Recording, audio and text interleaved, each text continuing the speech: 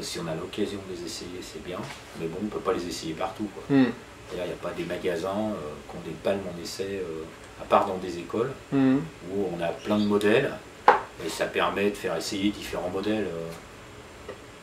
Et après, quelqu'un qui aime bien une palme dure va dire il faut une palme dure, et en vrai, celui qui palme, il se fait mal à la jambe, il a mal au mollet, le palmage n'est pas beau, et pas efficace, quoi.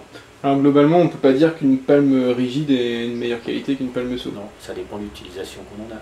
D'accord. Une palme rigide, c'est pour faire de l'apnée, donc il leur faut une palme qui revient très très vite. Après, il y en a qui aiment bien les palmes rigides parce qu'ils aiment bien en baver. Moi personnellement, je préfère quand c'est souple, parce qu'on se fatigue moins, parce que quand il y a des kilomètres à faire, on ne sort pas avec un mal de cuisse, quoi. Au niveau de l'achat, qu'est-ce qu'il faut regarder, pour qui, pourquoi? Déjà, pour un plongeur, il faut prendre des palmes réglables, parce qu'on met des chaussons pour marcher avec la bouteille de plongée.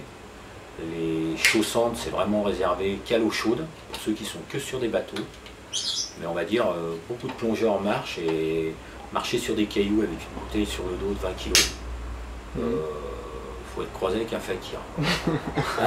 C'est vrai, ça fait très mal, le petit caillou dans le pied, c'est une horreur, quoi. Après, que de dire d'autre? Il y a plein de modèles de marque, plus souples, moins souples, il y a plein de modèles. Du moment qu'on est dans des hauts de gamme, dans quelques marques que ce soit, le prix va avec, le prix n'est pas donné. Par contre, l'aisance dans l'eau, ça donne des palmes assez souples, mais qui reviennent bien. C'est ce qui fait leur prix quand même. Ça permet de ne pas avoir de crampes, ça permet de palmer quasiment à la même vitesse que ceux qui savent bien palmer, par ceux qui adorent palmer. Qu'est-ce que je pourrais dire sur les palmes? Il faut au moins les prendre en bimatière, c'est-à-dire deux matières différentes. Ça permet aux palmes de ne pas se rester pliées, elles reviennent toujours. Il y en a des plus ou moins costauds dans la durée.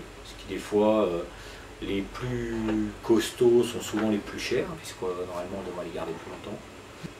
Après, il faut prendre un chausson qui est adapté à la largeur du pied. Le système d'attache, alors là, il y en a plein. Il ne faut pas trop s'arrêter là-dessus, c'est comme les embouts de détendeur. Ça change. On peut prendre les attaches d'une marque et les mettre sur l'autre. Bien souvent, on peut les mettre, parce que ça vient tout quasiment d'Italie. Donc, comme ça vient d'Italie, c'est un roi de l'injection.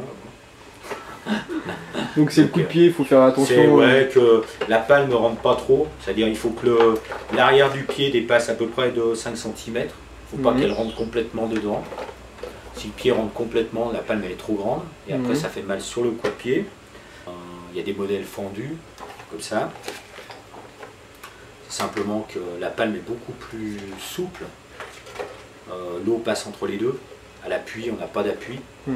Et à la poussée, ça revient bien. C'est là où la qualité de la palme revient.